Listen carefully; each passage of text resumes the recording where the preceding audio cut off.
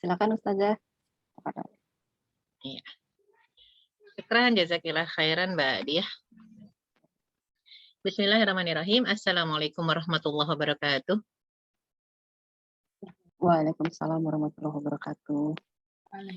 Alhamdulillah, alhamdulillahilladzi hadana li hadza wa ma kunna linahtadiya laula an hadanallah. Allahumma shalli wa sallim wa barik ala sayyidina Muhammad wa ala alihi wa sahbihi ajmain wa man tabi'ahum bi ihsanin ila yaumiddin. Rabbi shrah li sadri wa yassir li amri wahlul 'uqdatam min lisani yafqahu qawli amma ba'd. Alhamdulillah hadirat yang dirahmati Allah Subhanahu wa taala. Alhamdulillah sekali lagi kita masih diberi kesempatan oleh Allah Subhanahu wa taala untuk bisa mengkaji satu tema tentang akhir zaman di mana kita saat ini berada ya. Kalau berbicara tentang akhir zaman maka kita bicara tentang fitnah-fitnah yang ada di akhir zaman dan tentang berbagai kejadian yang sekarang pun kita sudah bisa rasakan ya. Merebaknya penyakit salah satunya. Wah, bukan penyakit lagi. Ini bukan skala nasional ya, tapi skala global ya, luar biasa semuanya terpapar. Ini salah satu fitnah akhir zaman. Artinya kalau kita mengatakan kita ingin membahas tentang ciri-ciri hari kiamat, maka di antara ciri akhir hari kiamat yang betul-betul sangat besar ya, yang ada nampak di depan mata kita adalah akhir zaman. Kita ada di akhir zaman. Dan di akhir zaman itu ada fitnatud dajjal, ya, ada fitnah-fitnah berbagai kesulitan hidup, ya. Maka kita akan lihat apa yang harus kita kerjakan saat ini gitu ya.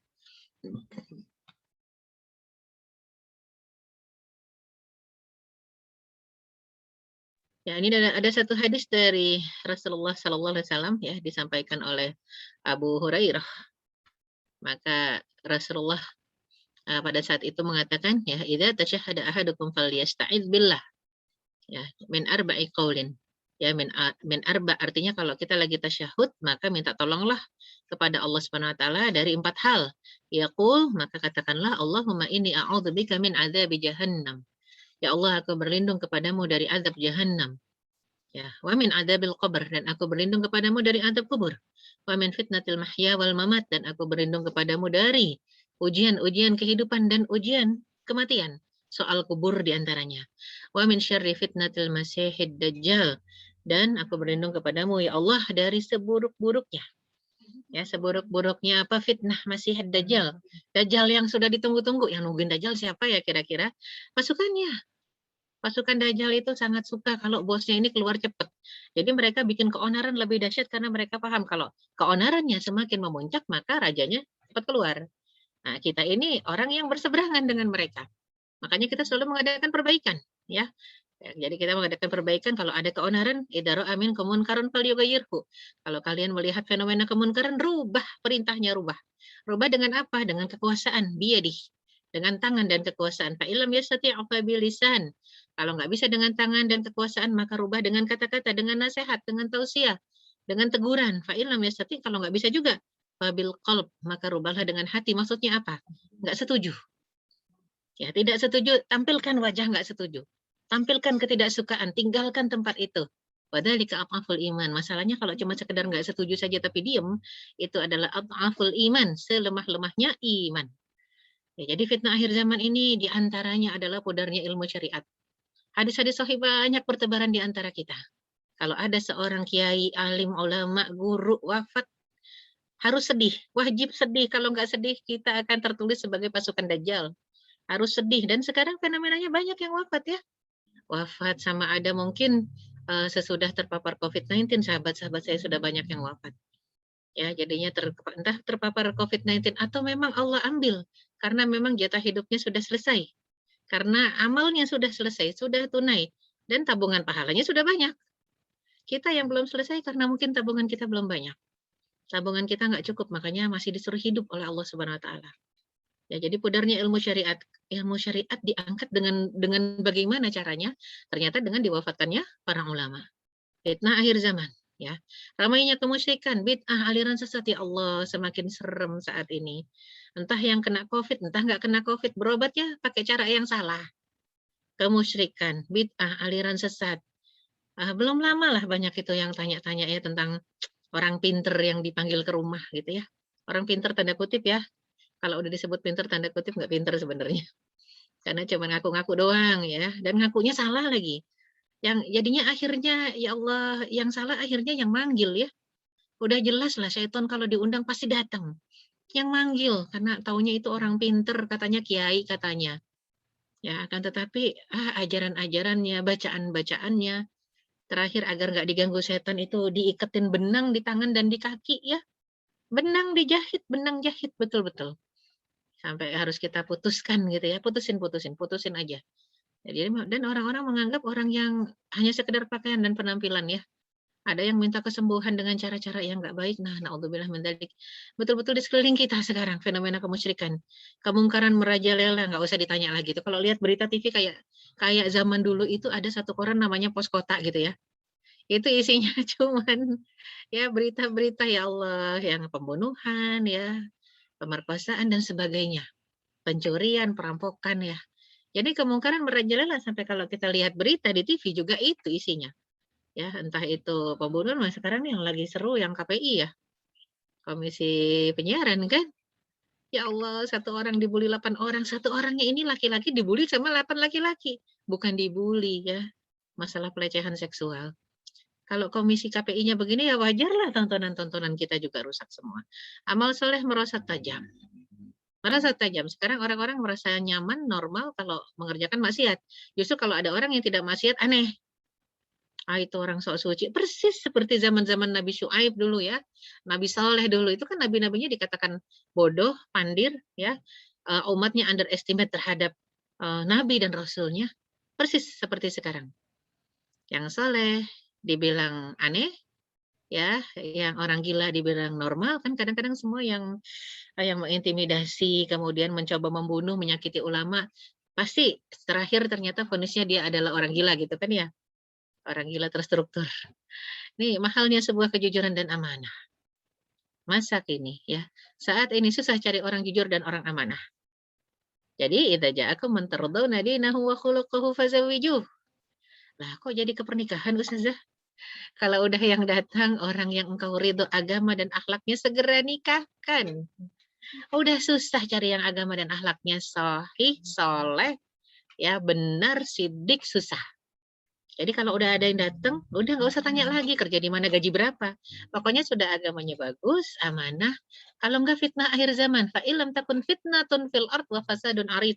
Kalau nggak segera dinikahkan dengan anak gadis kalian yang jujur, yang amanah, yang soleh tadi, pasti akan mendapat fitnah dan kerusakan. Karena yang datang berikutnya nggak dijamin yang kayak begitu. Ya. Sulitnya melaksanakan ibadah. Ngerasa nggak susah kalau mau ke masjid sekarang? Ya susah lah, wong harus physical distancing ya. Kalau nggak physical distancing, diukur suhu dulu. Mending kalau diukur suhu sekarang harus pakai kartu vaksin. Iya, jadinya memang kemana-mana sekarang ya. Tapi ya Allah, memang begitu fitnah akhir zaman dan itu fenomena ya, nggak bisa kita hindari. Tinggal kita harus menguatkan diri, mengistiqomahkan amal, ya, menguatkan iman agar terhindar dari fitnahnya. Kalau masalah akhir zamannya bisa nggak dimundurin, ditunda, nggak bisa. Ya, masalahnya di akhir zaman ini masih ada yang beriman dan ada yang tidak beriman. Ada yang terfitnah dengan kondisi akhir zaman, yaitu namanya makanya fitnah akhir zaman. Ujian di akhir zaman ini sangat keras. Ya, daha wa amar sampai disebutnya merusak dan dahsyat. Itu Rasul sudah mengatakan 14 abad yang lalu. Kaum muslimin menjadi mangsa konspirasi kaum kufar dari penjajahan, intimidasi, teror, pelecehan dan lain-lain. Pokoknya umat Islam deh. Ya, kalau yang salah ya umat Islam gitu ya. Dituduhnya pasti begitu. Padahal sama, yang namanya teroris itu justru umat Islam hanya sepersekian. Yang paling banyak itu non-muslim, karena aturan Islam jelas. Kalau umat Islam menguasai satu tempat, maka dia wajib berlaku adil untuk muslim dan non-muslim. Ya. Jadi kalau mengatakan umat Islam teroris, itu otaknya udah kecuci gitu ya. Banyak terjadi peperangan, pembunuhan, dan pertikaian demi memperebutkan harta. Sampai anak bunuh orang tua demi harta warisan. Allah, miris sekali kalau kita lihat ternyata memang, ketika Rasulullah SAW mengatakan dulu, awal sekali ilmu yang akan diangkat adalah ilmu waris, awal yang akan diangkat ilmu waris. Sekarang sudah banyak orang yang nggak pakai prinsip waris Islam. Udahlah, pakai hukum positif aja. Maksudnya apa? Hukum positif, hukum yang bukan hukum Islam, tapi hukum negara yang bagi rata sama. Bagi sama rata. Sama bagiannya ya. Padahal yang adil itu hukum Islam. Tapi sekarang terjadi peperangan, pembunuhan, sampai pertikaian demi memperebutkan harta. Ya bahkan belum lama ini ada seorang, ibu yang wafat, tapi dia ninggalin pesan sama anak-anaknya. Nanti kalau ibu wafat bagi rata ya, anaknya ngingetin nih, anaknya yang ngerti, yang ngaji. Ya udah ikut pengajian di mana-mana majelis taklimnya. Sampai mengatakan, "Bu, nggak boleh gitu. Allah sudah menetapkan hitung waris." Apa kata ibunya? "Aku lebih tahu anak-anakku." Aduh, yang lebih tahu anak-anak kita, Pak Allah. Jadi memang ya Allah ini miris banget ya. Nah, kalau anak yang nggak ngerti Islam, dia akan turut pesan orang tua ya, disebutnya apa, wasiat orang wafat. Padahal nggak ada yang perlu ditaati. Ketika itu melanggar perintah Allah, maka nggak usah ditaati. Itu bukan itu namanya wasiat. Pengertian wasiat di dalam Islam, kalau ada harta yang bukan milik ahli waris yang mau diberikan kepada orang lain selain ahli waris. Ya jadinya orang mayit mengatakan, "Nanti motor saya, motor Bapak nih buat sahabat Bapak ya." Dan nilai si motor tidak boleh lebih dari sepertiga harta yang ditinggalkan. Jadi pertama kalau seorang wafat, harta yang ditinggalkan namanya at-tarikah, harta peninggalan. Buat apa duluan? Ternyata harta peninggalan si wafat itu nomor satu lebih utama untuk mengurus kematiannya. Beli kafan, kemudian beli kuburan. Kalau sekarang kan yang ngontrak bukan cuma orang hidup ya, kuburan juga ngontrak kita. Ya, beli kafan, ngontrak kuburan, terus apa lagi? Semua prosesinya, mungkin keluarganya nggak ada yang bisa mandiin, terpaksalah kita panggil tukang mandiin. Padahal harusnya memandikan itu tidak boleh dibayar gitu kan ya. Tugas keluarga. Tukang mandiin, tukang ngafanin, tapi jangan sampai ada tukang nyolatin ya. Sholat itu bukan pakai tukang, tapi sekarang fenomena lagi akhir zaman. Nyolatin jenazah dibayar. Ya Allah, ya Robbi, ya. Itu betul-betul, itu fitnah akhir zaman. Memperebutkan harta. Biasanya orang-orang yang nggak ngerti, ya nggak ngerti hukum Islam, orang tua yang nggak mengajarkan anak-anaknya tentang prinsip waris, bagi waris, ya, maka dengan mudah sekali anak-anaknya akan berebut harta. Dipikir kalau bapaknya mati langsung itu harta warisan. Tidak. Nomor satu untuk pengurusan jenazah bapaknya. Nomor dua wasiat. Bahkan bukan wasiat dulu. Nomor dua itu hutang. Hutangnya lunasi. Habis hutang lunasi, wasiat. Ada nggak bapaknya ninggalin wasiat? Kalau ternyata bapaknya nggak meninggalkan wasiat, nah berarti baru terakhir itulah harta waris. Sisa sesudah biaya pengurusan jenazah, bayar hutang-hutang bapaknya, wasiatnya tunaikan, kalau nggak ada sudah, barulah warisan. Itu terakhir warisan. Jadi kok bisa sekarang anak nggak mau melunasi hutang bapaknya? Miris ya kadang, ya Allah, ya Rabbi. Ya semoga almarhumnya sendiri tidak terdampak kalau sudah mengajarkan anaknya, tapi anaknya nggak mau belajar ya. Kelaparan dan kemiskinan merajalela, betul. Rasanya nggak ini ya, nggak bisa kita sampai bisa memahami kondisi sekarang, 2 tahun lalu mungkin nggak terbayangkan ya, tidak terbayangkan. Kalau 2 tahun lalu ternyata banyak sekali sekarang yang kita dapati, dulu restoran atau warung tempat kita suka beli, sekarang udah tutup, banyak yang udah tutup. Ke warung itu yang dulu tuh 2 tahun lalu, ya sebelum, pandemik, begitu lihat, ya Allah sudah gulung tikar. Banyak yang sudah gulung tikar, kenapa? Ya karena nggak sanggup bertahan di tengah pandemi ini. Banyaknya gempa bumi, gunung meletus, tsunami, penenggelaman ke dalam bumi, dan berbagai musibah. Coba diperhatikan ya, akhwat fillah rahimakumullah, kalau mau memperhatikan berita, gempa bumi, gunung meletus, bahkan kalau di berita TV itu, di running text, itu ada ya catatan kalau di TV One, kalau lihat TV One. Itu tuh, catatan running text-nya sudah jelas. Dari bulan sekian ke bulan sekian ada 100 atau berapa ratus ya, berapa ratus musibah. Dari gunung meletus, gempa bumi itu dideteksi ya, ada detektornya. Jadi memang tugasnya BMKG ya mendeteksi itu. Dan juga kalau kita bicara masalah tsunami, berbagai penenggelaman ke dalam bumi, badai, baru nih New York kan ya kena kena badai, badainya badai Ida lagi, siapa namanya Ida? Badai badai Aida, heeh, Ida. Dahsyat banget. Cuma dari jam 9 ke jam 5 pagi, porak-poranda. New York, kota terbesar di dunia. Terus, nah ini yang paling bahaya, jatuhnya bintang berekor. Ciri-ciri hari kiamat yang paling besar jatuhnya bintang berekor atau asteroid. Ya, asteroid besar jatuh, dan itu sudah bukan cuma prediksi ya, banyak sekali tulisan-tulisan dari NASA. Ya, NASA Amerika tuh ya, jadinya masalah Badan Astronomi Amerika itu mengatakan, hati-hati sebentar lagi akan ada asteroid menabrak bumi, menabrak bumi. Alhamdulillah berapa kali itu meleset. Cuman prediksi, nyerempet, nyerempet, nyerempet, alhamdulillah. ya, masih mungkin masih ada orang soleh yang didengar doanya oleh Allah Subhanahu wa taala sehingga ya nggak nyerempet tuh, ya nggak jadi nyerempet, paling tidak ada cuman percikan batu-batunya yang beberapa kali jatuh di mana, jatuh di Sumatera, ada yang jatuh di Lombok, jatuh di mana yang bunyinya bener dentum ya. Alhamdulillah itu percikan kecil saja dari asteroid. Kalau asteroid bener jatuh, bleng, habis sudah 2/3 bumi hancur dan itulah yang disebut ya tanda-tanda kiamat kubro, kiamat besar. 2/3 bumi hancur. Dan merebaknya perbuatan maksiat. Kalau disebut sudah merebak perbuatan maksiat, inilah ya perbuatan-perbuatan keji yang kita khawatirkan dan memang sudah menjadi satu hal yang kayaknya biasa dan lumrah ya. Seorang perempuan dibunuh, dibuang di pinggir jalan tol Bekasi dalam kondisi sudah diperkosa. Ya Allah itu berita kayak begitu. Di mana-mana seperti itu ya. Bahkan ternyata oh perempuan ini hamil. Astagfirullahaladzim. Ya jadi memang ya Allah udah nggak enak dengar berita. Padahal kita harus dengar berita gitu ya. Tapi ternyata jadi nggak enak dengar berita. Karena memang perbuatan keji di mana-mana, bahkan difasilitasi. Emang ada yang memfasilitasi perbuatan keji? Banyak lokalisasi. Artinya kalau udah lokalisasi, artinya fasilitasi. Ya. Padahal harusnya bukan dilokalisasi. Diajarkan bagaimana caranya mencari nafkah yang halal.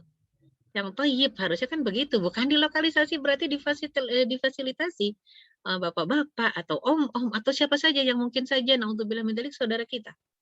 Yang pada akhirnya ke tempat itu. Dihalalkannya sutra, minuman keras. Jelas kalau sutra minuman keras ya.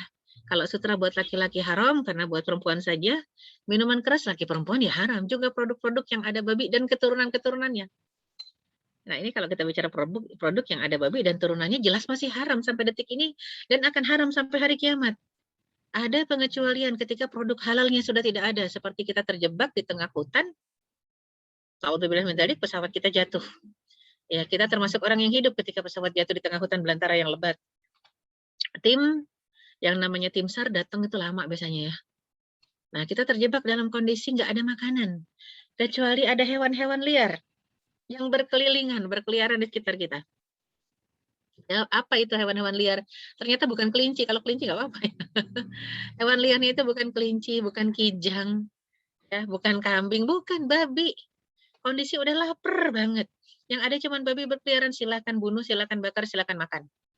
Itu pun juga bukan foya-foya ya, dalam artian sekedar menegakkan tulang rusuk saja agar tidak mati kelaparan. Masalahnya adalah sekarang produk babi ada di mana-mana dan kita dengan mudahnya membolehkan memakai.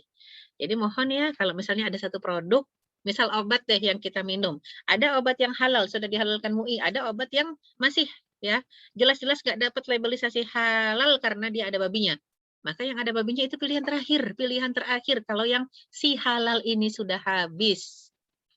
Emang harus begitu. Kalau si halal sudah habis silahkan pakai yang ada babinya dan turunannya.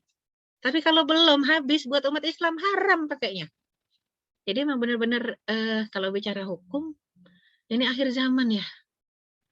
Sedih jadinya. Tersebarnya tempat-tempat hiburan dan maksiat. Udah banyak di mana-mana. Bahkan karaoke, diskotik, udah ada di pinggir-pinggir kota Mekah ya. Itu yang bikin kita sedih. Menyebarnya transaksi ribawi dengan berbagai nama. Aduh, apalagi kalau udah bicara transaksi ribawi ya. Salah seorang mungkin mahasiswi saya, alumnus dari kampus saya ngajar, itu belum lama nelfon, "Ustazah masih ingat saya?" "Masih ingat." "Doakan, saya lagi ada musibah." "Kenapa?" "Ngutang hanya 2 juta di pinjaman online," ya, apa sekarang namanya pinjol ya, disingkat. "Ngutang hanya 2 juta di pinjaman online, hanya sekitar berkisar 2 tahun, dia belum bisa melunasi 2 juta itu, sekarang jadi 30 juta." Ya, dari 2 juta menjadi 30 juta. Mungkin kalau kita bicara orang yang penghasilannya sebulan 30 juta, itu bukan satu hal yang berat ya. Masalahnya kalau dia hanya sekedar home industry, yang dipasarkannya lewat ya website ya, jadinya online, berat mungkin melunasi 2 juta dengan anak yang banyak. Dia nggak cerita sama suaminya, sekarang begitu suaminya tahu, bukan cuman marah diancam dicerai gitu kan ya. Jadi memang ya Allah, betapa sedihnya kalau tidak menyadari ribawi ini akan menyeret kita. Bukan cuma masalah terlilit hutang, tapi sampai ke masalah kesehatan, masalah perceraian rumah tangga ya. Kesehatan akan terganggu, rumah tangga akan juga gagal, runtuh, hancur, anak-anak akan susah. Wah ini riba. Banyak yang mukmin yang mengkonsumsi khamar dengan nama yang berbeda-beda. Oke lah. Ya sekarang Homer berubah menjadi alkohol, berubah jadi macam-macam namanya. Ada bir, ada wine, ada apa lagi ya. Dengan berbagai macam namanya itu ternyata sama. Intinya, esensinya adalah khamr. Ramainya wanita yang berpakaian tapi telanjang. Entah bahannya rawang, entah bahannya bolong-bolong. Masa sih ada ustazah yang jual kain bolong-bolong? Ada, berukat contohnya. Ya kalau mau pakai berukat dilapis, ya tolong dilapis. Jangan dipakai begitu saja. Kulitnya kelihatan, ya. Jadi memang nih, ya Allah, ternyata Allah SWT dalam surat Al-A'raf sudah mengatakan, pertama kali ajaran untuk umat manusia adalah ya, memakai pakaian. Karena Allah tidak mengatakan ya ayyuhalladzina amanu, tapi ya bani Adam, ya bani Adam. Ya, sampai disebutkan inna anzalna ilaikum libasan yuwari sawatikum warisya wa libasut taqwa dzalika khair. Wahai anak-anak Adam, berarti kan seluruh manusia. Kami telah menurunkan kepada kalian pakaian untuk menutup aurat dan perhiasan.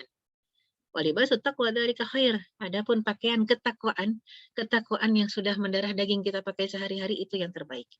Artinya kalau sudah takwa pasti ya mencari sesuatu yang syaratnya adalah mendatangkan keridhaan Allah Subhanahu wa taala. Banyak zaman sekarang nih fenomena akhir zaman menghiasi masjid dengan emas dan bukan memakmurkan masjid.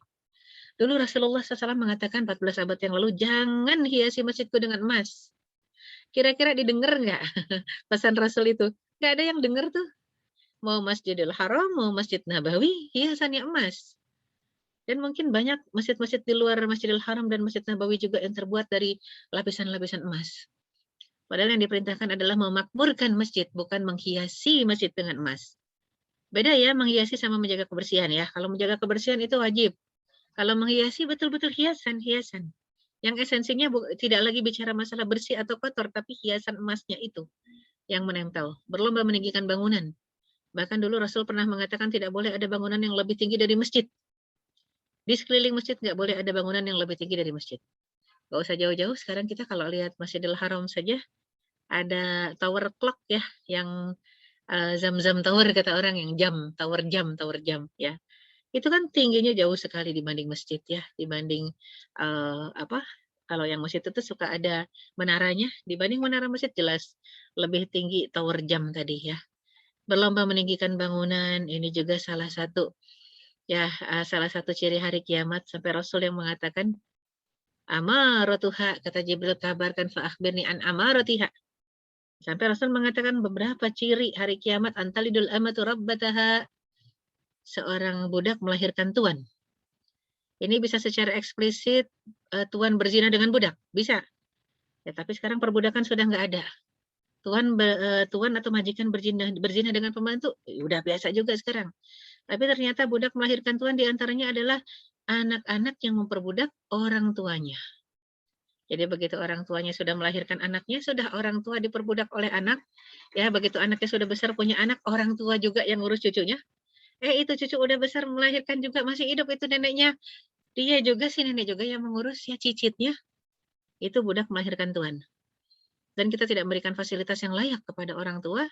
Kalau mau nitipin anak agar bisa memantau ya pendidikan anak, maka nenek ditaruh di rumah, fasilitasi. Bukan difasilitasi dengan TV ya. Kadang-kadang TV, video, bukan. Fasilitasi apa anaknya itu harus sudah ada yang memasakkan, mengurus ya, dan mengurus apa maksudnya nyuciin bajunya. Ya, adapun orang tua sang nenek nih hanya memantau adab, akhlak, ajarkan anaknya ngaji, ya harusnya gitu kan ya. Tapi ya itulah akhir zaman ya, jangan-jangan nenek yang ngajarin cucunya karaokean ya. Nah ini yang susah, budak melahirkan Tuhan, hilangnya ilmu dan wafatnya alim ulama. Sudah banyak sekali wafatnya alim ulama ya, bahkan sudah dalam satu inian ya, sensus itu, ada yang mengatakan sampai 900 sampai 1000 lebih sudah wafat alim ulama di Indonesia ya. Fatwa-fatwa orang jahil, akhirnya yang berfatwa karena ulama sudah wafat, yang berfatwa adalah juhala, orang-orang jahil mengeluarkan fatwa. Nggak apa-apa, salah nembak ya, dapat pahala 1, kalau benar nembak dapat pahala 2, itu orang jahil yang berfatwa ya. Padahal kan kalau mau nembak itu ya harus jelas musuhnya siapa, nggak bisa sembarangan. Tapi orang jahil berfatwa dan orang bodoh biasanya ngikutin fatwa orang jahil ya. Bodoh jahil itu sebenarnya bodoh dalam bahasa Indonesia ya. Cuman ya itulah kita yang mirisnya, ya Allah ya Rabbana, sebegitunya ya umat tersesatkan karena kehilangan alim ulama. Orang bodoh menduduki jabatan tinggi, tersebarnya kedustaan dan hilangnya amanah. Tersebarnya sumpah palsu dan disembunyikannya sumpah yang benar. Sekarang orang benar takut bersumpah. Saksi-saksi itu takut bersumpah walaupun ada komisi perlindungan saksi gitu ya. Itu kan sampai di luar negeri juga ada komisi perlindungan saksi. Tapi saksi sudah ketakutan bersaksi. Kenapa? Karena khawatir nyawanya terancam. Walaupun sudah dilindungi, ngerinya yang ngelindungin itulah yang justru mau ngebunuh dia. Nah, itu naudzubillah min dzalik. Wala ya'bas syuhada'u idza madu'u. Padahal ayat mengatakan saksi kalau dipanggil ke pengadilan nggak boleh nolak. Dosa kalau nolak. Masalahnya sekarang ya, saksi pun takut ya. Dan itu ada alasannya. Ini akhir zaman ya. Dan ketika maraknya fenomena ya perbuatan keji ya, sebarnya perbuatan keji, maka fenomena kesyirikan juga sudah ada di mana-mana. Mungkin kita nggak mendapati lagi orang yang nyembah-nyembah patung ya. Muslim nyembah patung udahlah nggak mungkin disebut muslim lagi. Kalau muslim nyembah patung, pasti agamanya beda, pindah gitu ya. Tapi sekarang muslim pun punya berhala-berhala lain. Cincin yang mendatangkan kesehatan, kalung yang mendatangkan kesehatan, gelang yang mendatangkan dan menjamin kesehatan, itu kan dijual yang harganya jutaan. Dan dibeli juga ya. Padahal asy-syafi' huwallah, yang menyembuhkan itu adalah Allah. Kenapa sekarang kita jadi yakin kalau pakai kalung ini saya sehat, bisa jalan jauh? Astagfirullah. Kita punya keyakinan saja obat bisa menyembuhkan penyakit itu sudah musyrik. Karena yang menyembuhkan Allah. Tapi Allah berikan ya izinnya agar apa? Kesembuhan tadi dengan kita meminum obat. Tapi apakah yang menyembuhkan obat? Bukan. Ketika Allah tidak mengizinkan, maka siapapun yang minum obat nggak akan sembuh. Bahkan sang dokter yang nulis resep juga bisa mati kok. Ya, jadi memang harus kita hanya diperintahkan ikhtiar dan harus yakin. Allah memerintahkan ikhtiar karena sebab apa? Akhdul asbab. Kita diperintahkan untuk mengambil sebab keselamatan. Masalah selamat enggaknya itu urusan Allah. Kita diperintahkan untuk akhdul asbab. Contohlah ya, berobat. Masalah sembuh enggaknya urusan Allah yang mendatangkan kesembuhan. Bukan si dokter yang nyembuhin, bukan si obat yang nyembuhin.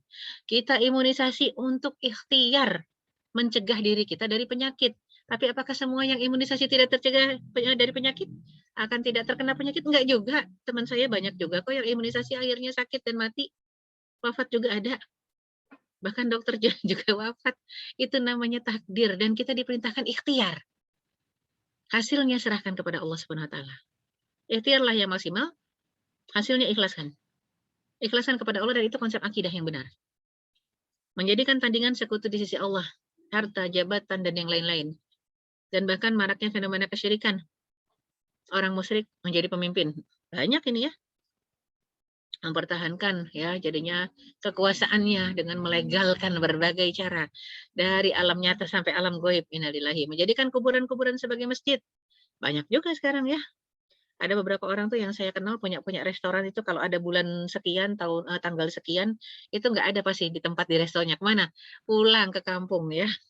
Ngapain? Ke gunung ini, ke gunung itu, ke mbah ini, mbah itu. Mempertahankan kelakuan agar apa tetap penglaris ya, penglaris itu namanya. Agar restonya di Jakarta tetap laris. Naudzubillah min dzalik. Mengambil keberkahan dari orang mati, nggak boleh. Merayakan hari besar yang dinisbatkan kepada seseorang ya. Santo Valentino atau siapapun juga ya. Ya samalah kalau di Islam itu ada kirab Kiai Slamet. Coba tebak siapa yang disebut Kiai Slamet?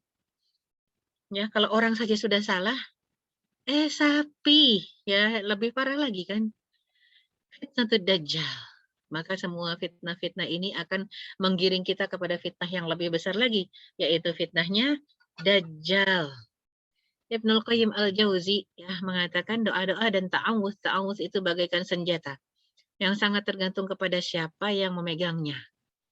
Ya, ibarat kata coba bekelin pistol antara polisi beneran yang sudah terlatih dengan hansip. Pak Hansip yang belum pernah megang pistol suruh tembak deh sasarannya. Coba bisa kita sandingkan itu ya, yang satu di kanan, satu di kiri. Satunya polisi beneran, yang satu hansip. Hansip bidik kepala kena mana? Kena kaki, atau bidik kaki kena kepala. Kalau yang satunya tidak. Makanya kalau kita bicara doa dan ta'awuz, ya, penting juga nggak cuma sekedar apa yang kita spelling dari lisan. Tapi the man ya, the man behind the gun-nya itu. The man-nya siapa kitanya, nggak cuma ngeluarin melafazkan doa, tapi hatinya nggak ngerti apa yang dilafazkan. Hatinya tidak terlatih untuk fokus dan khusyuk terhadap doa yang dilafazkan, nggak boleh. Jadi yang namanya zikir doa bukan cuma di lisan, tapi di hati. Di hati juga, selain di lisan juga. Sangat tergantung kepada siapa yang memegang. Jika doanya sendiri tidak bagus, atau orang yang berdoa tidak menyatukan hati dan lisan saat memohon, atau ada penghalang yang menghambat diijabahnya doa, maka doa pun akan kehilangan pengaruhnya. Apa salah satu penghalangnya? Mengkonsumsi yang haram. Jadinya mengkonsumsi yang haram, pakai baju yang haram, ya, itu menghambat diijabahnya doa. Apalagi yang membuat doa dihambat oleh Allah, terhambat ya dari diijabah. Di antaranya adalah tidak mau amar ma'ruf nahi munkar. Ya, itu juga akan terhambat doa-doa kita. Innal ladzina qalu rabbunallah tsumma istaqamu fala khaufun 'alaihim wa la hum yahzanun. Sesungguhnya orang-orang yang mengatakan Rabbunallah, Rabb kami, Tuhan kami hanyalah Allah. Kemudian mereka istiqomah dengan perkataannya itu dan dengan sikapnya dan dengan amalannya, dengan perbuatannya. Fala khaufun 'alaihim wa la hum yahzanun. Maka mereka tidak akan pernah khawatir. Ya, jadinya tidak ada kekhawatiran terhadap mereka dan mereka tidak pula berduka cita. Orang-orang seperti ini nggak pernah ngerasa suntuk, sedih, nggak, sumringah aja. Lapar ya sumringah, ada makanan ya sumringah, gitu ya. Makannya cuma nasi sama garam juga biasa. Ini orang-orang yang akhirnya sesudah dia ikhtiar maksimal dan optimal, dia sadar. Ikhtiar itu hanya karena Allah menginginkan kita dapat pahala. Masalah hasilnya bukan urusan kita. Itu urusan Allah. Betapa banyak orang akhirnya kecewa karena apa? Mereka menuhankan ikhtiar. Kalau sudah ikhtiar pasti sukses. Pasti kita masih ingat pepatah manjadda wajada. Kalau udah sungguh-sungguh pasti dapat. Enggak juga. Ya, ini kita bukan bicara masalah sungguh-sungguh dari effort yang sudah kita keluarkan ya. Masalahnya kalau nggak ikhlas, pasti Allah tegur. Masalahnya sudah effortnya luar biasa juga berobatnya sampai ke jauh ke negeri Cina sana. Kalau nggak ikhlas dan hanya semata cuman pengen sembuh, bukan pengen ridha Allah, selesai, finish. Nggak dapat apa-apa. Jadi orang-orang yang nggak sedih dengan ikhtiar yang gagal itu adalah orang-orang yang istiqomah imannya. Kalau kita masih sedih itu belum istiqomah. Ini akan susah ketika berjumpa langsung dengan Dajjal. Makanya kenapa Rasulullah SAW mengatakan kalau sudah ragu, begitu dengar ada Dajjal keluar, di rumah saja, nggak usah penasaran. Kalau iman kita sering naik turun, begitu dengar nih Dajjal udah keluar, jangan penasaran. Bahkan Rasul itu wanti-wantinya khususnya kepada perempuan. Karena perempuan suka penasaran gitu ya. Suka kepo gitu, penasaran pengen lihat sih, katanya kalau udah katanya luar biasa, katanya Dajjalnya ganteng, katanya Dajjalnya kaya, katanya Dajjalnya pinter, itu wah kata Rasul ikat kalau bisa perempuan diikat di rumah aja. Karena bahaya begitu melihat yang jelek juga jadi ganteng. Itu masalah sihir ya, masalah penampakan, masalah mata kita dirubah. Dan ya Allah memang serem ya kalau bicara hipnotis, bicara sihir luar biasa. Makanya ada orang yang gampang sekali disihir dengan sihir gendam, tahu sihir gendam? Suara. Bangun tidur masih ngantuk-ngantuk ini dengar suara telepon, kring-kring angkat. Tersihirlah dia. Tolong transfer ya. Kadang-kadang tuh ada suara-suara mirip anaknya. Bu, tolong Bu transfer, saya lagi di misalnya saya lagi di rumah sakit atau saya lagi di kantor polisi, Bu nggak bisa keluar. Kecuali Ibu transfer sekian juta. Ibunya masih antara sadar dengan tidak, sihir gendamnya masuk ya, karena mungkin tidurnya juga nggak zikir, tidurnya juga mungkin nggak wudhu ya. Akhirnya ibunya dengar, iya kok ini suara anaknya ya, padahal bukan suara anaknya. "Nah, kamu di mana?" "Di sini." Wah, panik langsung ke ATM. Bahkan ada yang langsung ke ATM nggak pakai kerudung gitu, padahal biasanya pakai kerudung. Ya langsung sampai ATM ditransfer sekian banyak, baru tersadarkan ketika orang di luar ATM ngedor-gedor. "Bu, kok lama banget sih, Bu? Ibu ngapain aja sih, Bu?" Sadar dia. Pas tersadar kaget.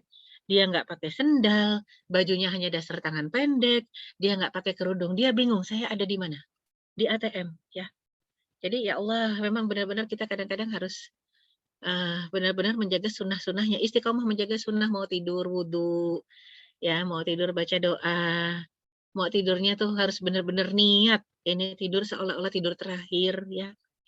Jadi orang-orang yang sudah, istiqomah dalam amalan-amalan hariannya, hanya semata mengharap ridha Allah, insya Allah selamat dari fitnatud dajjal. Dan mereka tidak pernah khawatir dan tidak pula bersedih hati. Karena keistiqomahan itu, keistiqomahan yang dibutuhkan kita adalah istiqomah dalam hati, lisan, dan amal. Hatinya harus ngejar terus apa yang Allah ridhoi. Kalau Allah nggak ridho, tinggalkan walaupun manusia ridho sedunia ini, ya.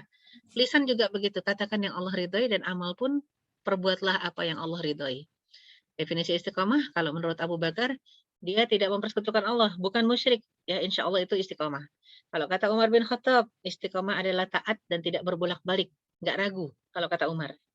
Dan pendapat ulama istiqomah adalah menjalankan semua ketaatan, baik lahir maupun batin dan meninggalkan semua larangan. Itu definisi istiqomahnya para ulama. Dan istiqomah adalah derajat tertinggi dalam kesempurnaan pengetahuan kalau kita ingin selamat. Ya, kita ingin selamat dari fitnah akhir zaman yang dahsyat ini, maka coba ya untuk apa menjernihkan hati kita. Ya, dan juga ucapan kita dikontrol, kemudian juga perbuatan kita dikontrol, ya, membersihkan akidah dari segala jenis bid'ah dan kesesatan. Ini penting. Kenapa? Karena memang yang namanya istiqomah derajat tertinggi itulah yang tidak bisa lagi diganggu dan digoda oleh syaitan yang manapun juga. Ini orang-orang yang mukhlasin. Syaitan berjanji kepada Allah, la ughwiyannakum ajmain illa ibadaka minhumul mukhlasin. Aku akan goda semua hambamu kecuali hambamu yang mukhlasin. Apa itu mukhlasin? Hambamu yang bukan cuma sekedar mukhlis. Kalau mukhlisin ikhlas. Kalau mukhlasin kita ikhlas, Allah ridho dengan kita. Jadi mukhlasin. Itu yang nggak bisa aku goda, aku nyerah. Itu kata syaitan ya. Orang-orang mukhlasin ini orang-orang yang istiqomah. Dalam perkataan, dalam keimanan, dalam amalan ya. Manfaat istiqomah jelas sekali Allah utus malaikat untuk apa? Meneguhkan pendirian kita. Kita nggak bingung, nggak ragu. Ya, malaikat juga bisikin terus la khaufun wa la takhafu wa la tahzanu wa absyiru bil jannah. Malaikat selalu mengatakan dan membisikkan kepada kita jangan takut, jangan sedih, bahagialah karena ada janji surga dari Allah Subhanahu wa taala. Jadi orang-orang istiqomah ini orang yang tenang hidupnya, nggak panikan ya. Kemudian juga istiqomah dalam mengerjakan perintah Allah, istiqomah dalam meninggalkan larangan Allah dan orangnya nggak panikan. Nyaman bergaul dengan orang-orang seperti ini. Orang-orang seperti ini yang bisa eksis ya imannya, bukan eksis apanya ya. Kadang-kadang kita bicara eksis langsung berpikir wah dia tetap kaya raya di saat orang susah, bukan. Eksis imannya. Kesulitan apapun yang dia rasakan dia pasti kena sulit juga, kena dampak juga. Tetap dia akan tenang. Tenang karena dia yakin sudah ada janji surga. Kalau kita istiqomah kepada Allah Subhanahu wa taala. Banyak orang yang memang sudah pada akhirnya kehilangan harapan ya. Naudzubillah min dzalik ya Allah, kita bicara istiqomah banyak sekali ujian-ujian. Ya, jadi kalau kita bicara ujian, betul-betul itu manusia di akhir zaman ini teruji dengan dampak COVID-19 ya, bukan masalah penyakitnya, masalah perekonomian. Ya, perekonomian luar biasa dahsyatnya. Ini akhir zaman, tapi orang-orang yang betul-betul istiqomah kepada Allah, kita lihat walaupun kehidupannya susah, makanya kadang-kadang tetap bisa taat ya dalam ketaatan di jalan Allah, taat kepada manusia ya. Tapi kalau ketika manusia tadi memerintahkan yang maksiat, tinggalkan. Dan penting buat kita berbekal menuju pulang ya. Di akhir zaman ini penting untuk sekedar melihat hadis Rasul. Dulu sekali seorang Arab Badui bertanya kepada Rasulullah, "Matas sa'ah?" Ya Rasulullah, matas sa'ah? Kapan terjadinya kiamat? Maka Rasul juga menjawab dengan yang simpel saja. Fama a'datta laha. Kamu nanya-nanya kapan kiamat, emang kamu nyiapin apa? Maka orang Arab Badui ini ternyata Arab Badui yang sangat lugu. Hubbullah wa rasulih. Saya nggak nyiapin apa-apa, bekalan saya cuma cinta Allah, mencinta Rasul. Apa kata Rasulullah SAW? Anta ma'aman ahbabtah.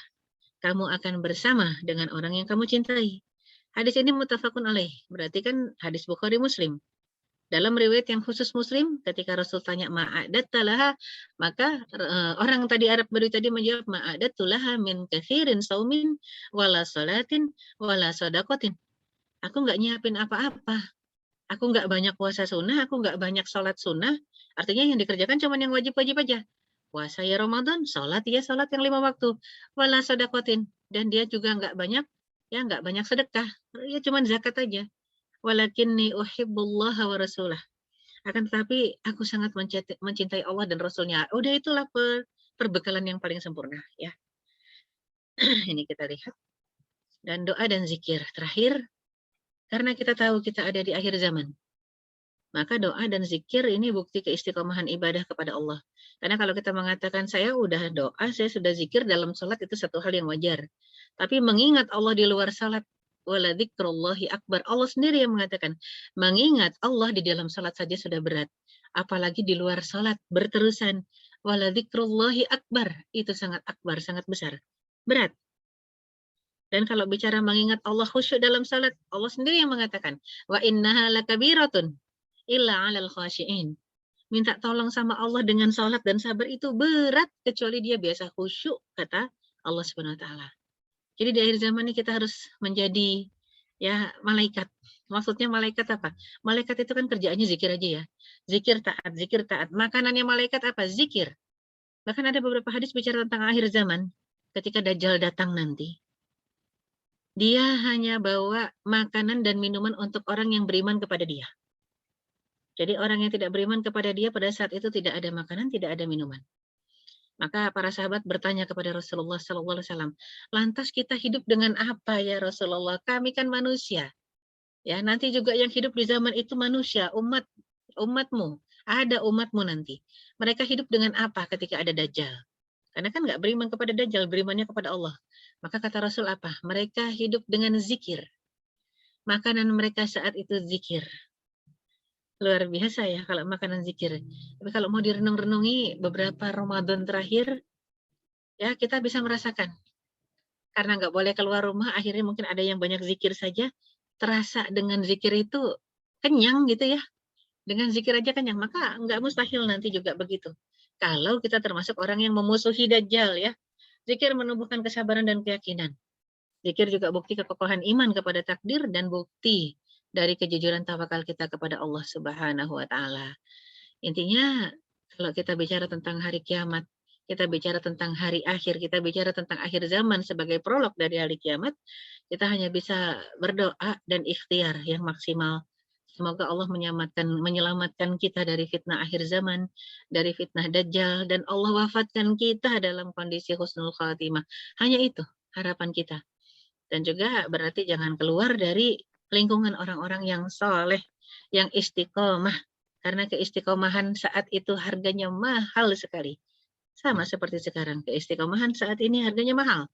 Ada orang-orang yang mungkin kita akan mengatakan, sabar sedikitlah, sudah kena COVID-19. Di karantina di lantai 7, sabar sedikit. Karena dia muslim, sabar sedikit aja udah. Insya Allah dia sembuh, dapat pahala syahid. Dia wafat, dapat pahala syahid. Sembuh, wafat, dapat pahala syahid kalau bicara tentang wabah. Naudzubillah min dzalik. Lihat berita, wafat. Orang tersebut wafat bukan karena COVID-nya, loncat dari lantai 7. Itu kan berarti bunuh diri. Ya, jadi bicara tentang syahid, husnul khatimah, bicara tentang rizki Allah Subhanahu wa taala yang Allah mudahkan bagi orang-orang yang mau saja. Dan kalau yang nggak mau, naudzubillah min dzalik, ya Allah mudahkan juga untuk dia mengakhiri hidupnya dengan pilihan caranya. Tentunya pasti dengan kemurkaan Allah Subhanahu wa taala. Naudzubillah, kita nggak ingin dimurkai oleh Allah Subhanahu wa taala. Kita inginnya selamat dunia akhirat. Semoga Allah Subhanahu wa taala memberikan kita rezeki husnul khatimah. Amin ya rabbal alamin. Aku qauli hadza wa astaghfirullah li wa lakum. Saya kembalikan ke Mbak Diah. Silakan, Mbak. Ya, alhamdulillah. Terima kasih Ustazah. Tentu saja kita semua di sini dengerinnya deg-degan pasti. Allah, apalagi tadi kalimat Ustazah, berarti kalau belum dipanggil, belum giliran tabungan kita memang belum cukup ya Ustazah. Baiklah, mungkin izin masuk ke sesi Q&A ya Ustazah. Ya, boleh, silakan. Ini sudah ada 4, saya coba bacakan. Pertanyaan pertama, Ustazah pernah dengar juga tanda-tanda akhir zaman yang lain, yaitu mulai banyaknya orang sedekah tapi ditolak, mulai banyaknya penghafal Quran. Bagaimana menyikapinya ya Ustazah? Karena kita semua tahu sedekah itu Masya Allah manfaatnya. Bahkan membaca Quran dan menghafal Quran pun pahalanya juga Masya Allah. Bagaimana Ustazah? Dari pertanyaannya, ciri-ciri akhir zaman ini banyak yang sudah ngafalin Quran gitu ya, banyak yang sedekah juga. Kira-kira itu bisa menyelamatkan nggak gitu dari fitnah akhir zaman? Iya, dan kita bagaimana cara menyikapinya gitu Ustazah? Apakah boleh kita mengikuti itu, cuman panduannya mungkin seperti apa ya yang ya? Ya, bukan cuman boleh ya, harus ya. Kalau bicara tentang sedekah, ya harus karena memang Rasul sendiri mengatakan as-shadaqatu tadfa'ul bala. Sedekah itu menolak bala. Itu kata Rasul ya, sabdanya Rasulullah. Ya, sedekah itu menolak bala. Al-Qur'an itu temen ya di alam kubur. Cuman bukan cuman masalah baca. Kalau pembaca Quran saja tidak mengamalkan isinya, wah ini Qur'annya nanti hujjatun alaihi wala hujjatun lahu. Dia tidak akan membela tapi malah menuntut. Aku cuma dibaca, aku cuma dihafalin tapi nggak diamalkan. Ini yang repot. Kalau bicara tentang Quran, Quran itu way of life, pedoman hidup. Berarti kan harus difahami. Sesudah difahami apa cuma paham doang? Ya enggak, amalkan. Kalau sudah difahami, maka amalkan apa yang kita pahami itu. Kan banyak yang ngerti ya, misalnya. Saya tahu sih sebenarnya kata Allah dalam Al-Quran begitu. Tapi, lah, kalau masih ada kalimat tapi. Tapi saya kan manusia, Ustazah. Lah, firman Allah dalam Al-Quran itu untuk manusia, bukan untuk malaikat. Iya, tapi saya kan bukan Rasul. Lah, memang bukan cuma buat Rasul, buat manusia biasa juga. Itu namanya alasan. Ya, makanya disebutkannya wa kana nasu aktsara syai'in jadala, kata Allah. Manusia itu banyak sekali silat lidahnya. Cuman pengen ya pembenaran saja. Kadang nanya ke ustadz yang ini kok jawabannya nggak sreg, tanya lagi lah. Jadi yang dicari ustadz yang bisa mendatangkan jawaban yang sreg gitu ya. Bukan yang dicari. Bukan yang dicari ini ustadz mana yang paham tafsir, yang paham hadis, yang bisa memberikan jawaban yang benar. Dan saya akan ikuti jawaban tadi. Harusnya gitu kan, ini enggak. Nanya ke kanan nggak sreg, tanya lagi ke kiri nggak sreg, sampai nanya ke ujung baru sreg. Nah, ustadz itu tuh yang benar. Kenapa kok benar? Sesuai Al-Quran, bukan sesuai sama keinginan jawaban saya. Lah kan repot. Ya, jadi memang apa yang harus kita kerjakan? Dekatlah dengan Al-Quran, amalkan isinya, bukan cuma sekedar diingat-ingat, ya, dihafal saja atau dibaca saja, tidak. Ya, jadi maka amalkan isinya juga, itu yang paling penting.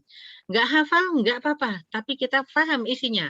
Misalnya saya udah nyoba ngapalin Ustazah, pengennya 30 juz lah, ini mentok di juz 30 misalnya gitu ya. Nggak apa-apa ya, tapinya amalkan isinya 30 juznya. Gimana sekarang mah mudah, nggak perlu. Kalau misalnya saya udah tua Ustazah mau pakai belajar bahasa Arab susah, beli terjemahnya udah banyak. Tafsirannya juga kitab tafsir banyak sekali. Artinya zaman sekarang ini bukan lagi zaman yang kita punya alasan pembenaran untuk tidak mengerti dan tidak paham. Ya, jadi ayo kita lewat berbagai cara dalam artian mendekatkan diri kepada Allah, berkumpul dengan orang soleh, baca Quran, pahami maknanya, banyak saum sunnah, ya, banyak tilawah juga, kemudian juga tengah malam hidupkan, ya, kemudian juga waktu sahur, istighfar, sedekah yang banyak, sampai kemudian menjamin kehalalan makanan dan minuman yang masuk ke dalam perut. Allahu a'lam bishawab. Di room chat juga banyak nih. Iya, saya bacakan yang kedua ya Ustazah. Silakan. Eee, Bagaimana pandangan Ustazah tentang vaksin Covid? Sependek pengetahuan saya banyak yang haram, yang katanya halal pun kemungkinan besar dipaksa salah. Oh iya, yang katanya halal pun kemungkinan besar dipaksa halal.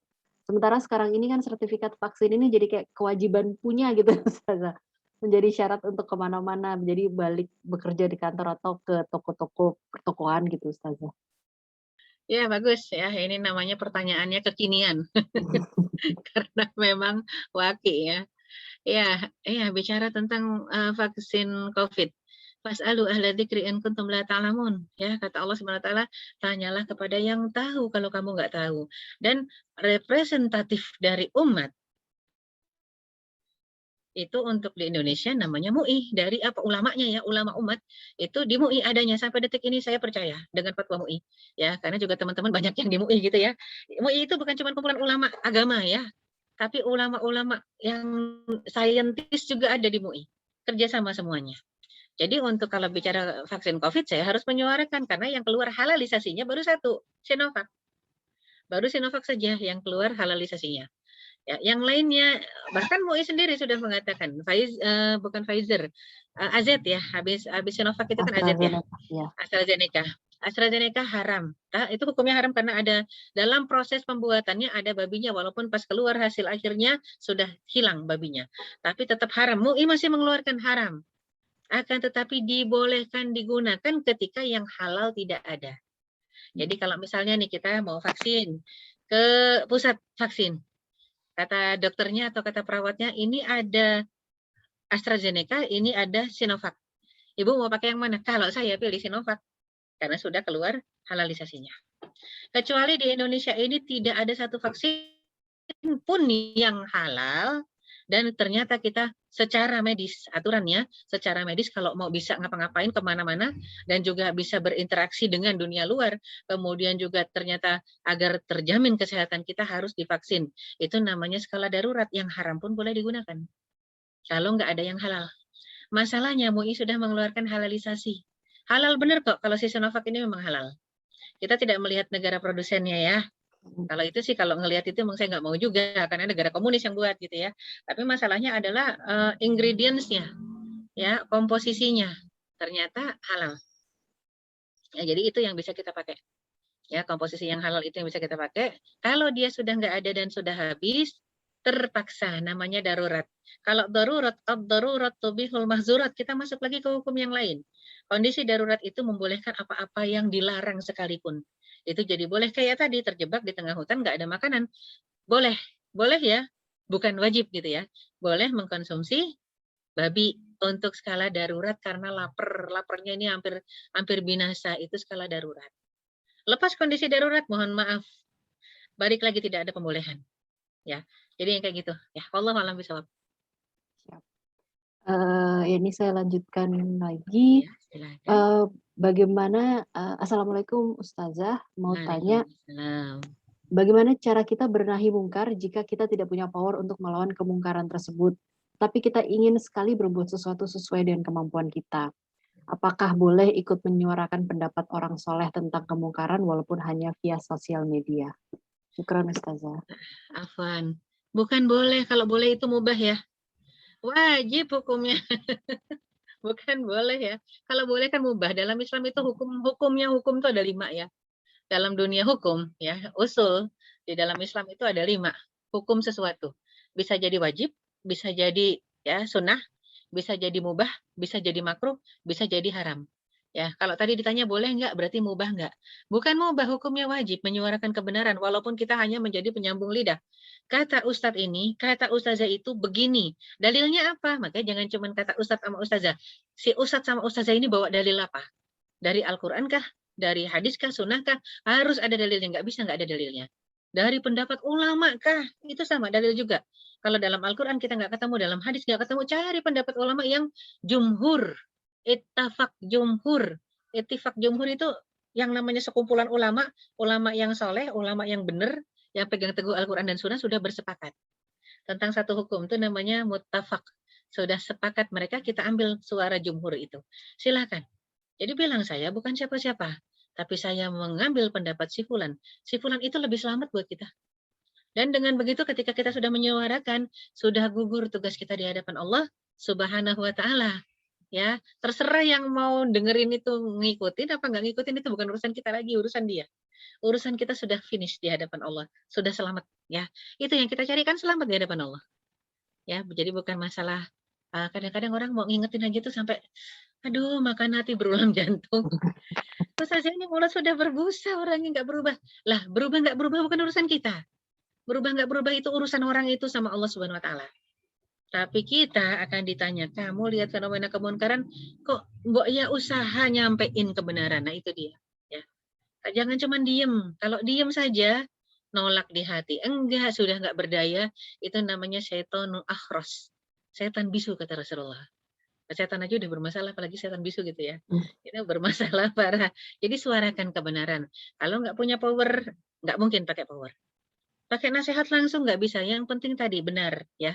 Yang bertanya, kita ambil pendapat ulama, pendapat siapa saja, ya ulama-ulama tentunya. Mungkin pendapat siapa saja itu, apa ulama di bidang tafsir kah, di bidang fikih kah, di bidang hadis kah, kita ambil pendapat mereka, suarakan di sosial media. Menurut ulama ini begini.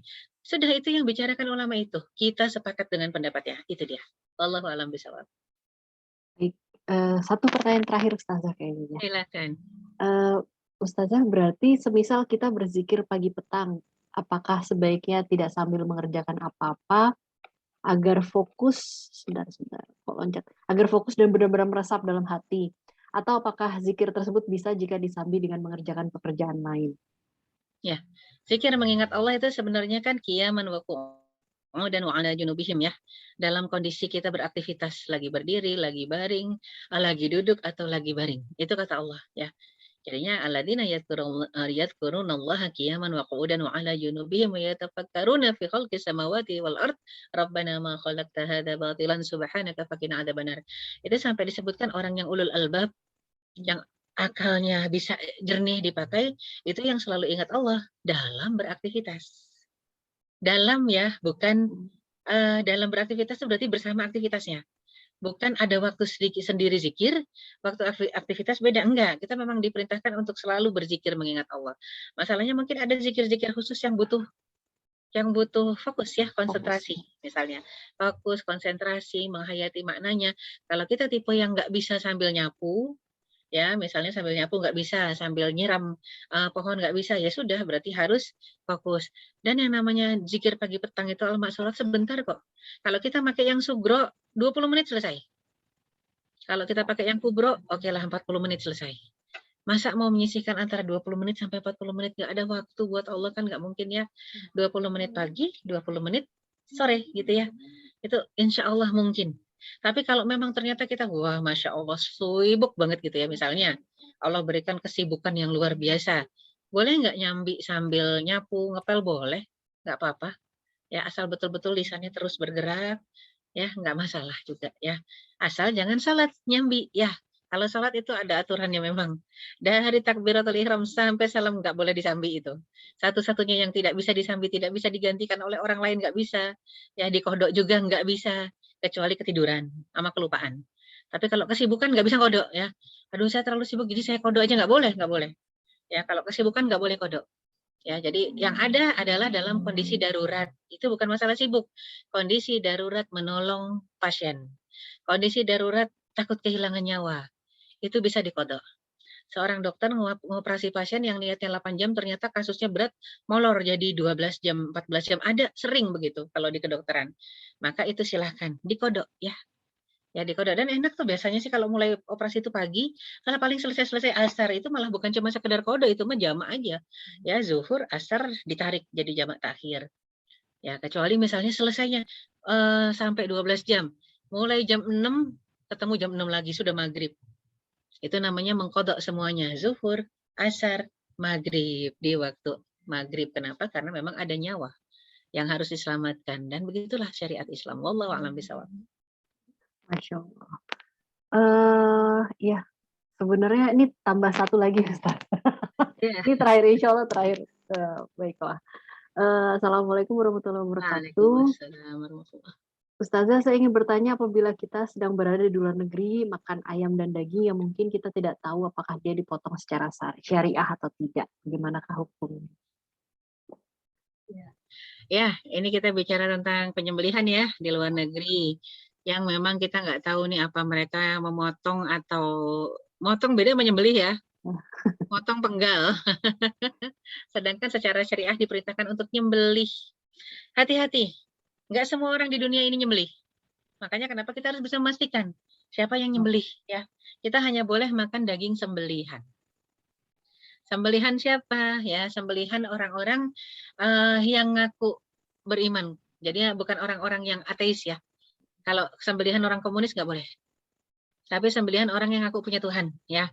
Yahudi, Nasrani. Bahkan kalau mau benar-benar terjamin sembelihan ya selain Muslim ya, jelas kalau Muslim nomor 1. Sembelihan Yahudi itu lebih terjamin di biasanya tempat-tempat potongnya, tempat jualan ininya ya, koser namanya ya. Koser tuh, kalau koser udah terjamin disembelih, bukan dipenggal, bukan dipotong pancung. Yang nggak boleh itu potong pancung. Ya, jadinya boleh nggak secara syariat? Boleh, asal kita bisa jamin itu disembelih. Bukan dipotong pancung. Kalau potong pancung nggak boleh, itu bangkai. Ya, jadi tidak boleh dikonsumsi. Berarti paling tidak minimal cari pusat di situ ya. Pusat penjualan daging Yahudi di situ. Di koser itu namanya ya. Koser itu lebih aman kalau di negara-negara yang tidak ada muslimnya. Tapi alhamdulillah sekarang di mana-mana termasuk di Jerman ya, itu kan banyak juga ya orang muslim ya yang jualan daging gitu ya. Ya itu lebih aman buat kita. Intinya sih ikhtiar dulu nyari. Ikhtiar dulu, nyari dulu. Kalau emang nggak ketemu mentok sana sini dan kangen banget sama daging sembelihan. Ayam, sapi, kambing, onta gitu ya. Kalau emang ternyata kita nggak cocok nih makan daging laut, itu kan kalau laut lebih simple ya makanan laut itu. Mau dia bangkai, nggak bangkai, bangkai rata-rata yang kita beli. Udah pada kaku kan, jarang yang masih berenang-renang. Nah itu kan udah pada kaku itu kan bangkai ya. Lebih simpel sebenarnya, cuma namanya manusia kan kadang bosen ya. Iya. Masa udang terus setiap hari pengen ayam, oke lah. Carilah yang memang terjamin kalau itu disembelih. Ya, terus kalau udah begitu gimana? Jangan-jangan dia nyembelihnya nggak baca bismillah. Ya jelas lah, Tuhannya beda. dia nggak mungkin baca bismillah. Maka Rasul dulu pernah mengatakan kepada para sahabatnya, karena Muslim di Madinah bertetangga dengan orang-orang Yahudi. Orang Yahudi suatu hari membangun kelenteng, tempat ibadah. Nyembelih ya, menyembelih, satu riwayat disebutkan sapi, riwayat lain disebutkan menyembelih kambing. Ya, ada kambing, ada sapi. Dan yang uniknya riwayat itu sama mengatakan orang-orang Yahudi yang membangun kelenteng, bayangin bangun rumah ibadahnya itu memberikan hadiah kepada umat Islam di Madinah, tetangga sebelah, daging banyak sekali. Dan sahabat tahu itu sembelihan, bukan dipotong penggal. Artinya secara prinsip ini nyembelih halal karena sembelihan. Ya, masalahnya kata para sahabat, ya Rasulullah, apa yang harus kita amalkan dengan daging-daging ini? Kami lihat dengan mata kepala mereka nyembelih. Berarti benar kalau untuk dikonsumsi sehat, bagus, halal dan thayyib. Masalahnya mereka pasti nggak nyebut nama Allah. Apa kata Rasul dengan sesimpel itu? Karena dagingnya dikasih banyak juga. Kata Rasul, samukum antum. Kenapa bingung banget? Bukan kalian aja yang ngucap bismillah ketika masak dan ketika makan. Selesai, yang penting itu sembelihan. Iya, itu sembelihan. Maka ketika masak dan makan, ucapkan bismillah. Selesai, karena ada sirahnya begitu, sejarahnya kita tinggal ambil itu aja. Itu dalam hadis ya diabadikan. Wallahu a'lam bishawab. Alhamdulillah. Terima kasih banyak atas sharing ilmunya Ustazah. Masya Allah, ini berdaging sekali ilmunya. Baik, juga teman-teman, terima kasih juga yang sudah hadir di sini dari awal. Cukup banyak juga nih Ustazah. Mungkin loh kita lebih dari 50 orang. Alhamdulillah. Alhamdulillah. Kita belajar bersama. Baik, untuk menutup, mohon izinnya untuk doa Ustazah. Baiklah, kita akhiri pertemuan kita dengan sama-sama istighfar. Astaghfirullahalazim, astaghfirullahalazim, astaghfirullahalazim. Alladzi la ilaha illa huwal hayyul qayyum wa atubu ilaik. Allahumma lakal hamdu hatta tarda wa lakal hamdu idza radit wa lakal hamdu ba'da ridha wa lakal hamdu awwalan wa akhira wa lakal hamdu batinan wa zahira. Allahumma shalli wa sallim wa barik ala sayyidina Muhammad wa ala alihi wa sahbihi ajma'in wa man tabi'ahum bi ihsanin ila yaumiddin. Allahumma taqabbal minna innaka antas samiul alim wa tub alaina innaka antat tawwabur rahim. Rabbana zalamna anfusana wa illam taghfir lana wa tarhamna lanakunanna minal khasirin. Rabbana la tuzigh qulubana ba'da idh hadaitana وهب لنا من لدنك رحمة إنك أنت الوهاب. اللهم إنا نسألك حسن الخاتمة ونعوذ بك من سوء الخاتمة. ربنا هب لنا من أزواجنا وذرياتنا قرة أعين واجعلنا للمتقين إماما. ربنا آتنا في الدنيا حسنة وفي الآخرة حسنة وقنا عذاب النار. سبحان ربك رب العزة عما يصفون وسلام على المرسلين والحمد لله رب العالمين. Aku qouli hadza wa astaghfirullah li wa lakum. Mohon maaf lahir batin. Jazakumullah khairan katsira. Wassalamualaikum warahmatullahi wabarakatuh. Waalaikumsalam warahmatullahi wabarakatuh. Jazakallah khairan Ustazah. Sama-sama. Assalamualaikum. Waalaikumsalam warahmatullahi wabarakatuh. Ya, bagi teman-teman yang masih di sini, sebelum ditutup, sebentar. Kita baca dulu doa untuk Subhanaka wa bihamdika asyhadu an la ilaha illa anta astaghfiruka wa atubu ilaik. Baik, demikian untuk kajian muslimah kita di hari Jumat ini. Saya ucapkan jazakumullah khairan untuk Ukti-Fillah yang telah hadir. Sampai jumpa di kajian berikutnya, dan jangan lupa minggu depan yang ingin berpartisipasi masih ada kuis untuk Festival Muharram. Baik, dari saya undur diri. Terima kasih. Assalamualaikum warahmatullahi wabarakatuh. Waalaikumsalam warahmatullahi wabarakatuh.